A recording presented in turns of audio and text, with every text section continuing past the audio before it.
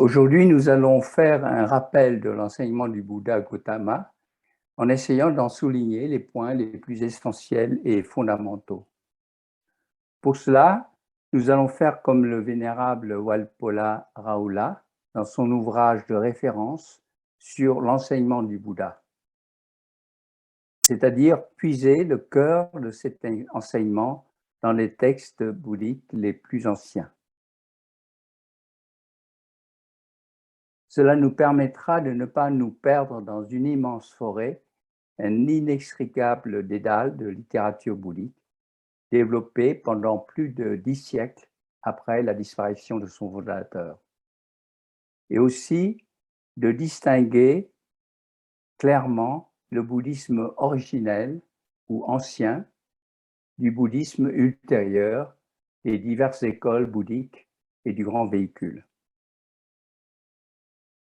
Dans cet exposé, nous allons essayer de répondre à 3 questions. Premièrement, quels sont les textes bouddhiques les plus anciens? Deuxièmement, quel est l'essentiel de l'enseignement du Bouddha Gautama? Et troisièmement, quelles sont les caractéristiques du bouddhisme originel? Quels sont les textes bouddhiques les plus anciens? L'idéal aurait été que ce qu'on appelle l'enseignement du Bouddha, c'est-à-dire Buddha Sasana en pali, corresponde vraiment aux paroles du Bouddha, c'est-à-dire Buddha Vachana. Malheureusement, il est certain que l'on ne connaîtra jamais les véritables paroles du Bouddha, car cet enseignement, qui a été dispensé au 5e siècle avant notre ère, dans le nord-est de l'Inde, ne pouvait qu'être oral, l'écriture n'apparaissant que plus tardivement, au 3e siècle avant notre ère, dans cette région du monde. Pour plus de précision sur les langues indiennes du bouddhisme, vous pourriez vous reporter au cours numéro 3 de l'année dernière. À l'époque du Bouddha, le sous-continent indien était divisé en 16 grands pays ou Mahashanapada. Et les gens se communiquaient en prakrit, c'est-à-dire les langues indo-aryennes moyennes, qui étaient des langues régionales, chaque pays ayant le sien.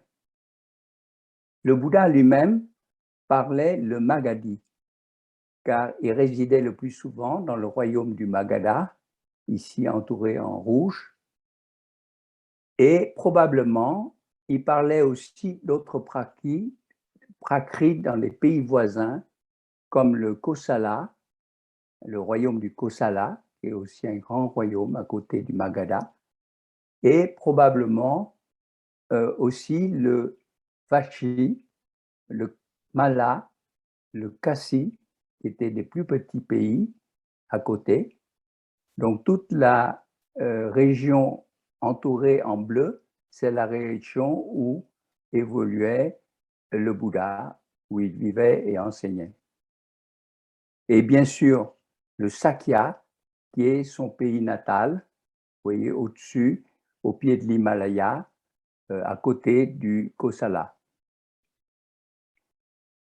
3 mois après sa disparition, un premier concile fut organisé par ses élèves afin de faire mémoriser et transmettre oralement son enseignement, de génération en génération, et ceci en divers prakris, c'est-à-dire toujours des langues régionales.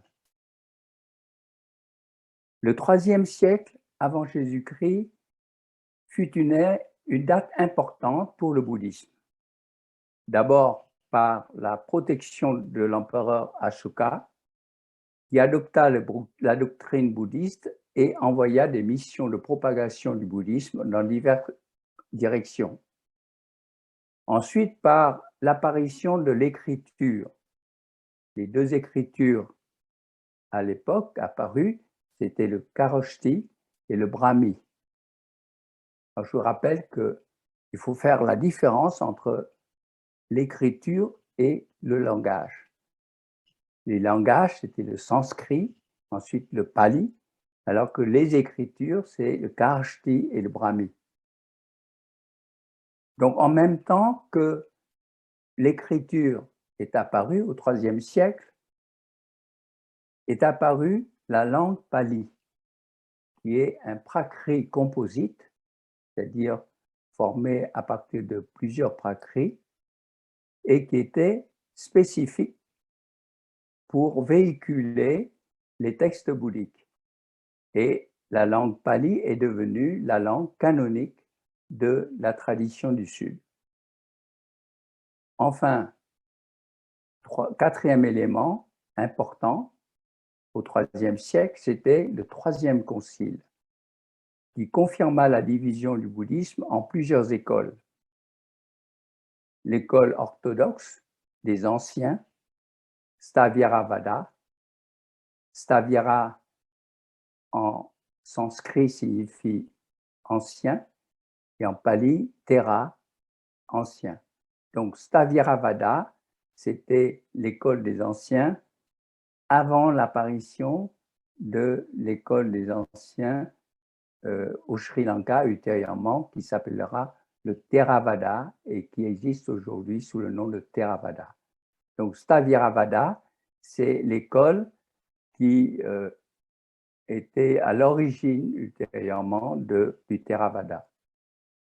Ça, c'est l'école orthodoxe. Alors que les écoles hétérodoxes dissidentes étaient principalement l'école Tout existe ou Sarvastivada et la Grande Assemblée ou Mahasanghika, qui donnera ultérieurement le Mahayana, c'est-à-dire le grand véhicule. Au 1er siècle avant notre ère, lors du 4e concile au Sri Lanka, auquel assista seulement l'école des anciens, de Sthaviravada, le canon pali fut consigné par écrit en écriture singalaise. Là encore, vous voyez la différence entre langue, pali, et écriture singalaise. Sur des feuilles de palme, puis recopié et transmis de génération en génération. À partir de là, il va être diffusé vers les pays du sud-est asiatique, c'est-à-dire la Birmanie d'abord, ensuite la Thaïlande, etc., et en écriture nationale, c'est-à-dire en birman, en thaïlandais, etc.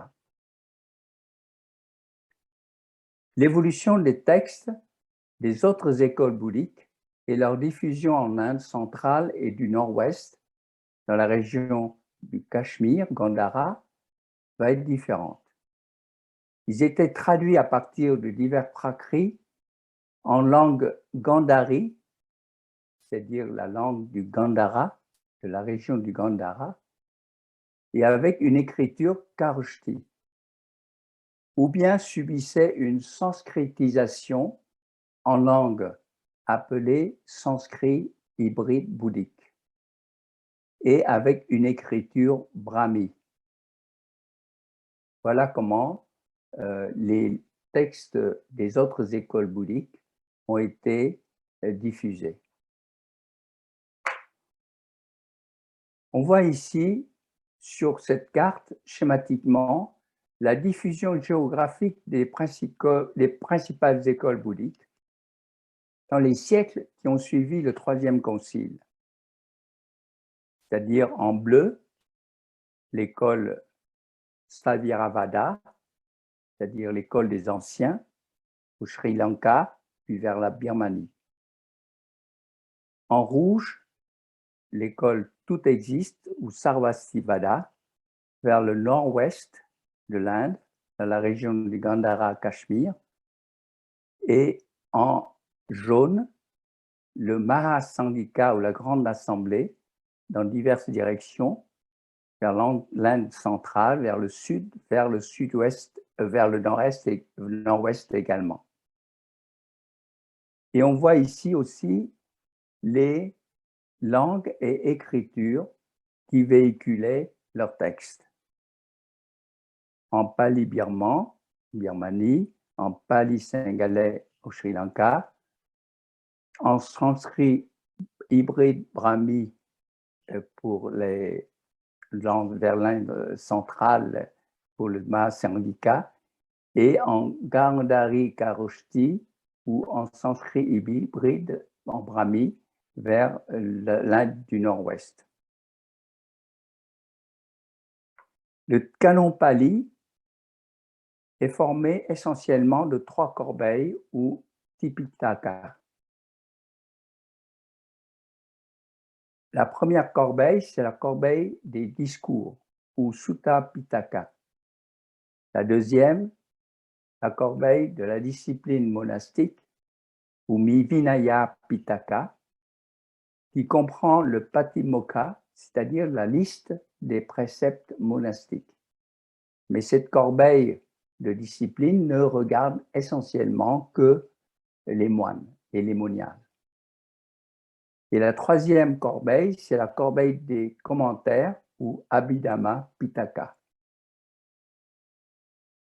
Le Sutta Pitaka, la première corbeille des discours, est composé de 5 collections ou Nikaya.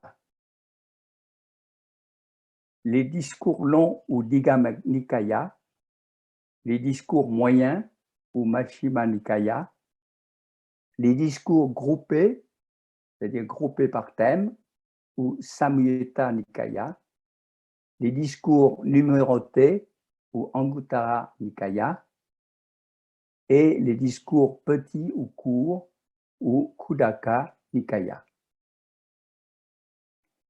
Ce dernier, Khuddaka Nikaya, regroupe divers discours qui n'ont pas figuré dans les Nikayas précédents, certains étant précoces et d'autres plus tardifs.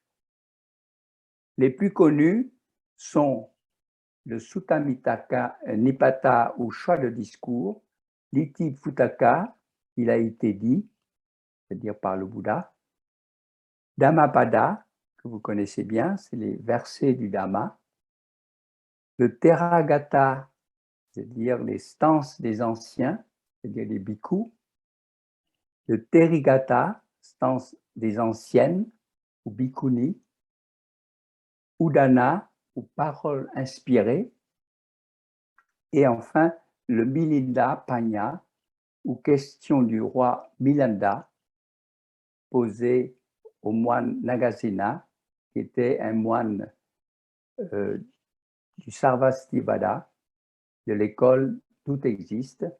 Et le roi Milinda, c'était un roi indo-grec dans la région de Bactriane, et c'était vers le 1er, 2e siècle.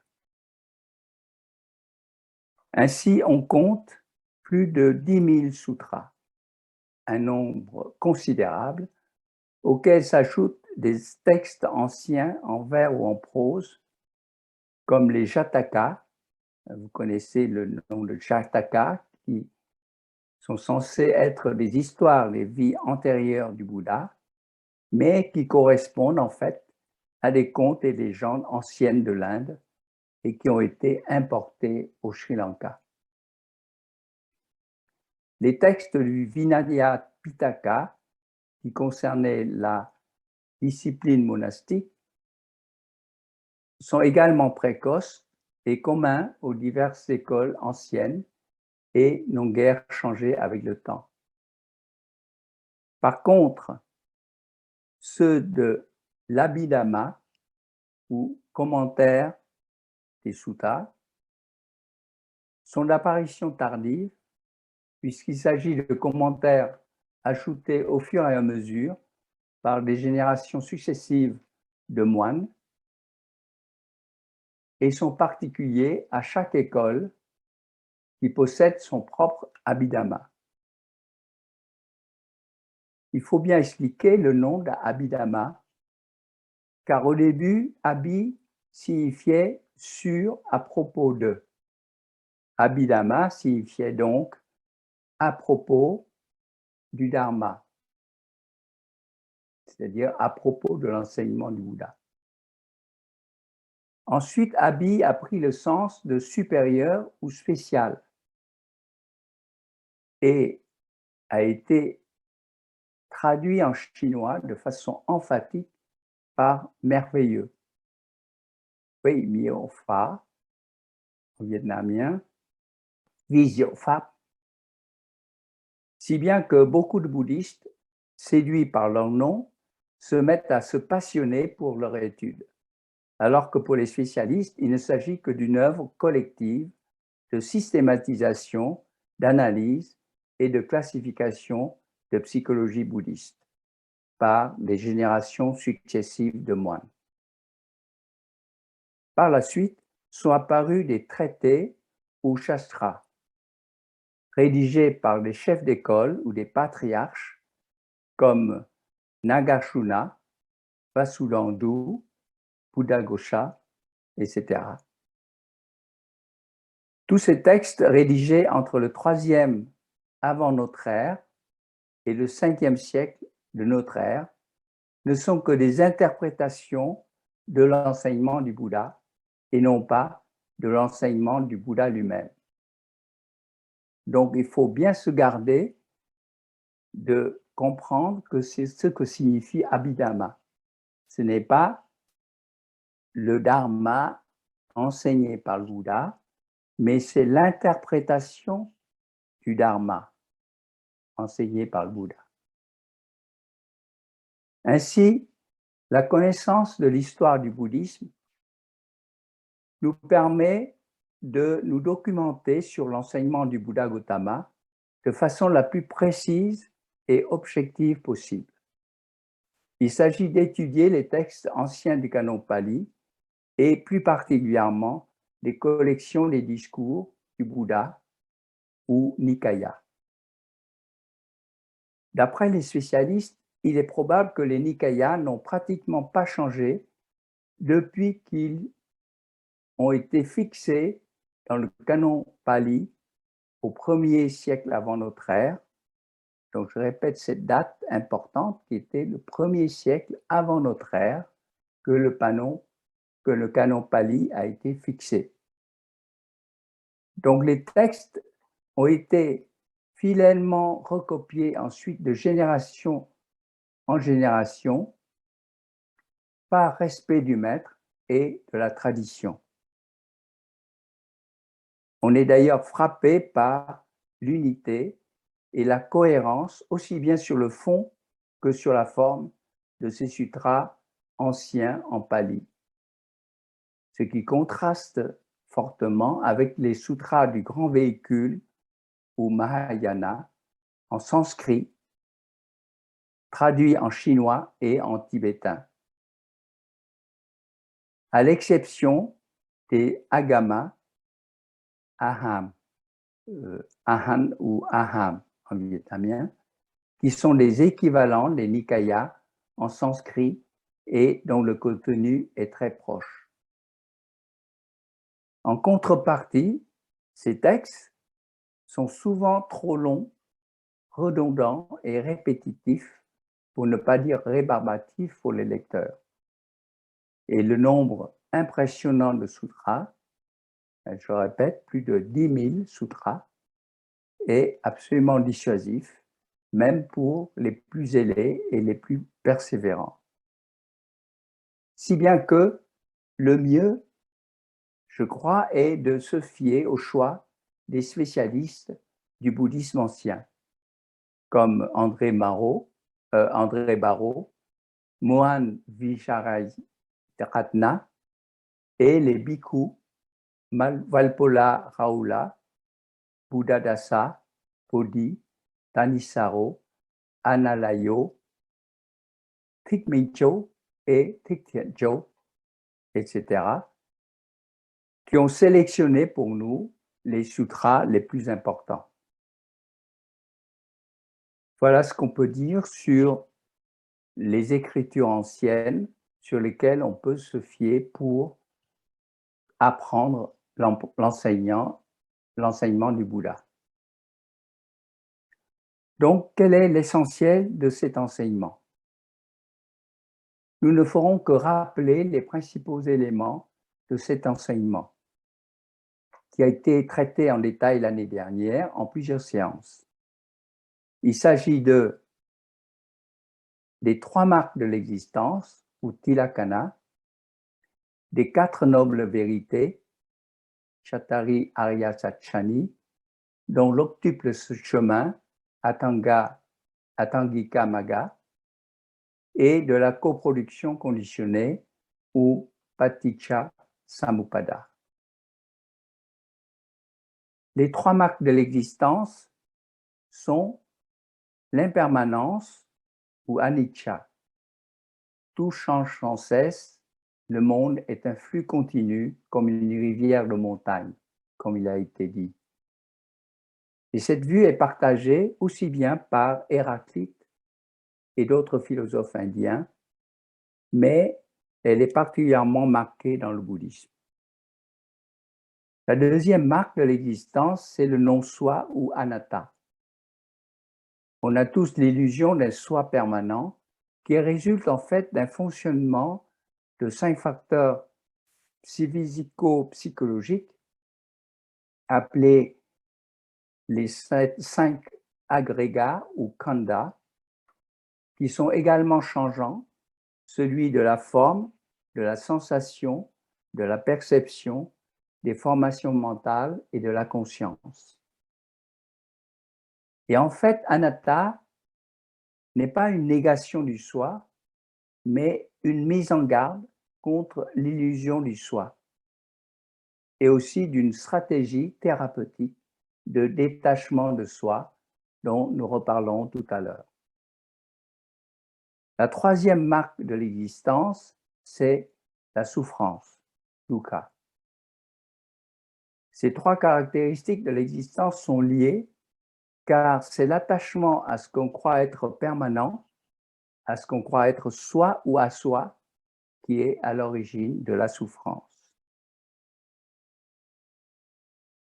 Les 4 nobles vérités sont la souffrance, dukkha, ou l'insatisfaction sous toutes ses formes d'émotions négatives. L'origine de la souffrance, samudaya, qui se trouve dans les racines que sont l'avidité ou la soif, la haine ou la colère, et l'illusion ou l'ignorance. Troisième vérité, la cessation de la souffrance ou nirodha, qui signifie aussi délivrance, rodha signifiant emprisonnement, enfermement, ni c'est la négation, donc négation de l'enfermement, c'est la libération, la délivrance. Donc la cessation de la souffrance, qui est la délivrance de la souffrance, peut se faire en suivant, 4e vérité, la voie qui y mène, c'est-à-dire magga. Cette voie est formée de l'octuple chemin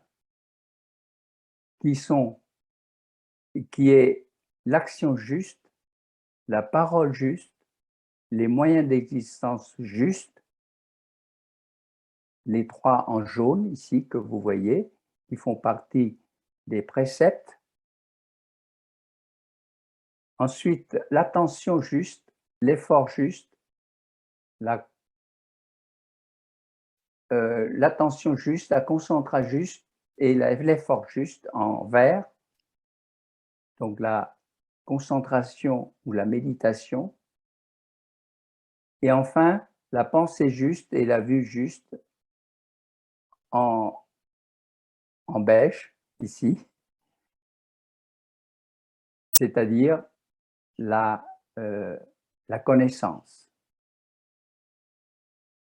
ou la compréhension. Donc, cet octuple chemin peut être aussi regroupé en ces 3 rubriques appelées les 3 entraînements, c'est-à-dire l'éthique, Shida, la méditation, Samadhi, et la compréhension profonde, Panya.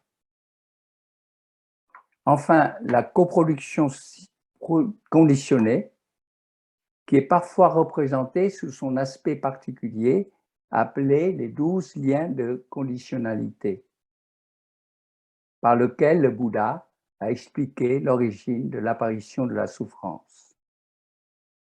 Et en fait, il s'agit d'un principe particulier au bouddhisme, régissant le fonctionnement du monde et englobant la causalité. En fait, vous voyez sur ce schéma, avec tous ces points reliés les uns aux autres, que tout ce qui existe dans l'univers est interconnecté, interdépendant et interagissant. Être ne peut être ainsi que inter-être. Ainsi, l'enseignement du Bouddha peut être représenté de façon structurée, simple et claire par un schéma dont les éléments sont parfaitement articulés les uns avec les autres. Quelles sont les caractéristiques du bouddhisme originel? Il est important de comprendre, outre l'énoncé de l'enseignement du Bouddha, que l'on peut retenir aisément, que le bouddhisme originel a un certain nombre de caractéristiques qui le différencient fortement d'autres doctrines philosophiques et religieuses, et même des écoles bouddhiques apparues ultérieurement. Premièrement, le bouddhisme originel est un humanisme, c'est-à-dire une philosophie centrée sur l'homme et qui place l'homme et les valeurs humaines au-dessus de toutes les autres valeurs. Il se différencie ainsi des religions centrées sur Dieu ou les divinités et qui les place au-dessus de tout. Le Bouddha ne refute pas la possibilité de l'existence des dieux, qu'on appelle Deva à l'époque en Inde, ou d'autres êtres dans d'autres mondes, mais pour lui, l'homme est le seul responsable de ses actes, c'est-à-dire de son karma, qui, tel un boomerang, reviendra sur lui-même, suivant la loi de cause à effet. Comme il le dit dans le Dhammapada, par soi-même on se souille, par soi-même on se purifie, par soi-même on s'enchaîne, par soi-même on se délivre. C'est l'instant 165 du Dhammapada. Deuxième point, le bouddhisme originel est une phénoménologie. Durant toute ma vie, disait le Bouddha, je n'ai enseigné que la souffrance et la délivrance de la souffrance. Sa seule préoccupation était le phénomène de la souffrance, et sa méthode était donc une phénoménologie. Il s'agit d'appréhender la réalité telle qu'elle apparaît à travers les phénomènes. Rappelons que phénomène vient du grec phénoménon, qui signifie ce qui apparaît, en s'appuyant sur l'observation et sur l'expérience directe. Ainsi, les questions d'ontologie, c'est-à-dire sur l'essence des choses, ne sont jamais abordées dans le bouddhisme originel. Le Bouddha a toujours refusé de répondre aux questions métaphysiques posées par ses élèves, comme l'univers est-il éternel ou non? Est-il infini ou limité? Que devient l'âme après la mort? À ces questions appelées avyakata, c'est-à-dire à ne pas poser, car inutiles et qui font perdre du temps, il utilisait soit la parabole de l'homme blessé par une flèche empoisonnée et qui refusait de se laisser retirer la flèche, de se laisser soigner avant de connaître le nom de la personne qui a tiré la flèche, la nature de l'arc, de la corde, de la flèche, etc. Donc, il mourrait avant d'avoir été soigné et avant d'avoir reçu toutes les réponses à ces questions. Ou bien le Bouddha gardait simplement le silence. C'est ce qu'on appelle le silence du Bouddha.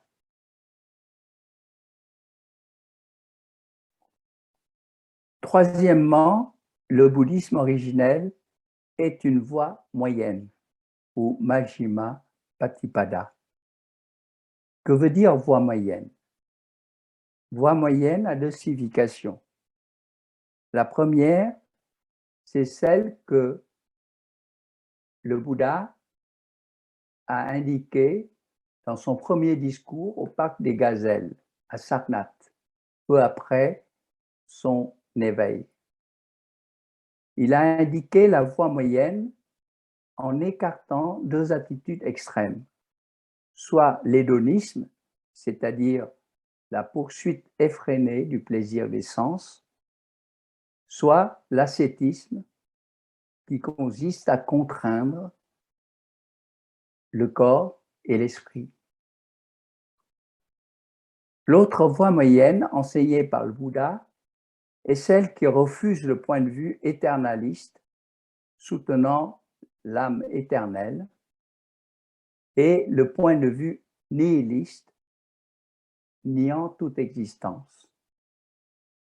Donc le Bouddha refuse les deux voies éternalistes et nihilistes, et pour lui, la voie moyenne, c'est justement la coproduction conditionnée.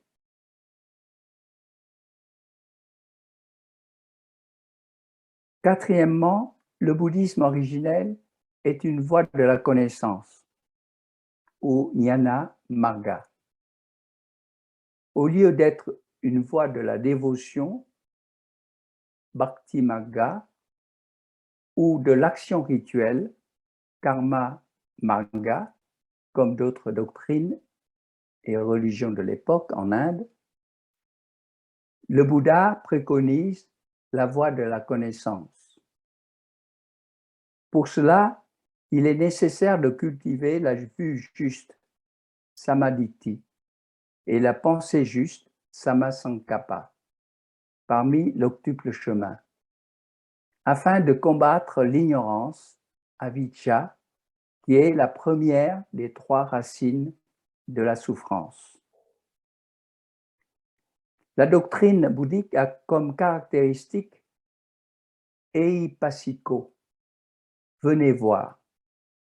C'est l'invitation du Bouddha à ses élèves à venir découvrir l'enseignement, chacun en regardant ce qui se passe et en ayant sa propre expérience. Ainsi, au Kalama, habitant d'un village, il interrogeait en qui il fallait croire parmi les gens qui venaient prêcher leur doctrine. Le Bouddha conseilla de ne pas croire trop vite aux discours, aux argumentations, aux rumeurs, d'où qu'ils venaient, mais d'examiner par eux-mêmes s'ils étaient bons ou mauvais, puis de se déterminer selon leur expérience. Donc la voie préconisée par le Bouddha est la voie de la connaissance et de l'esprit critique et aussi de l'observation et de l'expérience. De plus, il ne peut y avoir de dogmatisme et d'intolérance dans le bouddhisme, car ces attitudes sont souvent liées à une vue fausse, Micchaditi, et à l'attachement à la vérité qu'on croit détenir.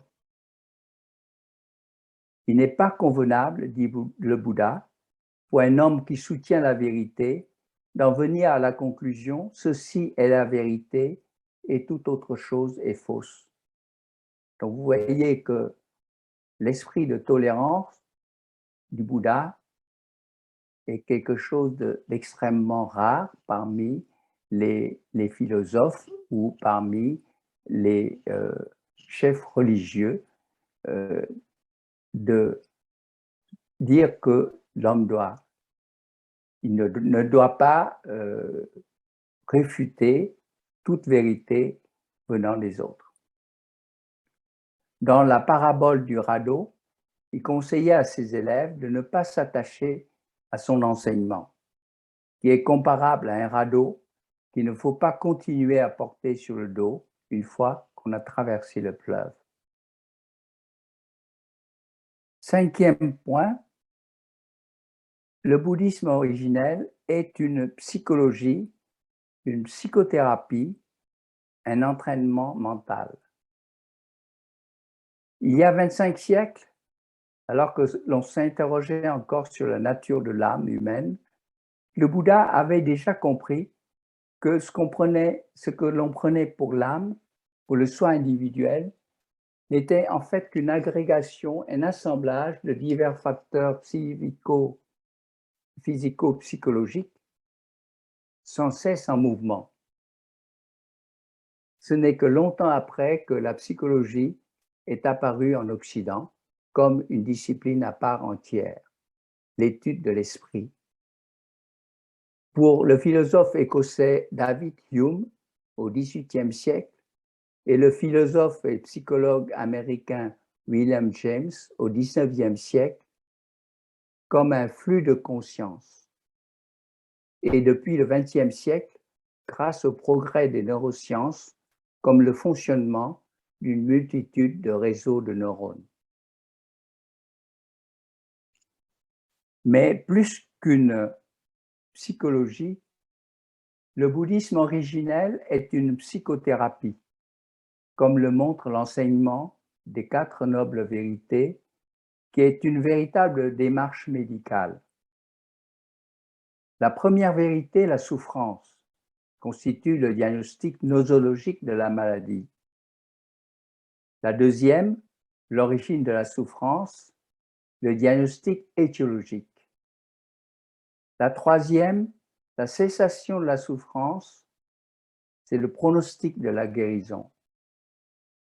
Enfin, la quatrième, c'est la voie qui mène à cette cessation, qui est le traitement de la maladie. C'est aussi une discipline mentale reposant sur un triple entraînement, l'éthique, sila, la méditation ou la concentration, samadhi, et la compréhension profonde, upajna. L'entraînement à la méditation, exposé dans les suttas anciens, l'établissement de l'attention et l'attention sur la respiration, joue un rôle particulièrement important et a été largement pratiqué par de nombreuses générations de bouddhistes en Asie. Considéré au départ comme ésotérique, voire exotique, la méditation n'a éveillé l'intérêt des Occidentaux qu'à partir des années 50 par l'intermédiaire du Zen, puis a commencé à être étudiée par les neurosciences dans les années 70 et en même temps à être appliquée médicalement dans le traitement des maladies liées au stress. Aujourd'hui, la question qui se pose est si les différentes formes de méditation, dans le bouddhisme comme dans d'autres traditions, n'ont pas en commun le même mécanisme, celui de la pleine conscience ou mindfulness, basé sur la juste attention. Enfin, sixièmement, pour terminer, l'enseignement du bouddhisme originel n'a rien d'ésotérique. Comme le disait le Bouddha vers la fin de sa vie à son disciple le plus proche, Ananda, j'ai enseigné le Dhamma sans faire aucune distinction entre l'ésotérique et l'exotérique. Dans les enseignements du Tathagata, Tathagata c'est lui-même, hein, le Bouddha s'appelle Tathagata, ainsi allé, il n'y a rien de semblable au point fermé du maître. C'est l'image du maître qui cache des choses à son élève. Et le Bouddha n'avait rien à cacher. Et juste avant sa mort, il exhortait encore ses disciples à lui poser les dernières questions sur son enseignement afin de ne garder aucun doute dans leur esprit. Ceci a été relaté dans le sutra de la grande extinction complète, c'est-à-dire le Mahanibbana Parinibbana Sutta, relatant les 6 derniers mois de sa vie, et notamment les derniers instants avant sa mort. Et ceci va à l'encontre des affirmations ultérieures des partisans du grand véhicule, selon lesquels il y aurait, en dehors de l'enseignement officiel explicite du Bouddha, un enseignement ésotérique, c'est-à-dire caché pour ceux qui, à l'époque, n'avaient pas la capacité de comprendre et qui, des siècles après, auraient été révélés à quelques privilégiés sous forme de sutras du grand véhicule. En fait, cet enseignement ésotérique était seulement un mythe. Donc, en résumé, je vais être très bref maintenant, puisque tout a été dit. L'enseignement du Bouddha le plus fiable se trouve dans les Nikayas, c'est-à-dire les suttas du canon Pali. Malgré leur grand nombre et leur abondance, leur contenu est très clair et explicite et peut se résumer aux 3 caractéristiques, aux 4 nobles vérités, à l'octuple chemin, au triple entraînement et à la coproduction conditionnée.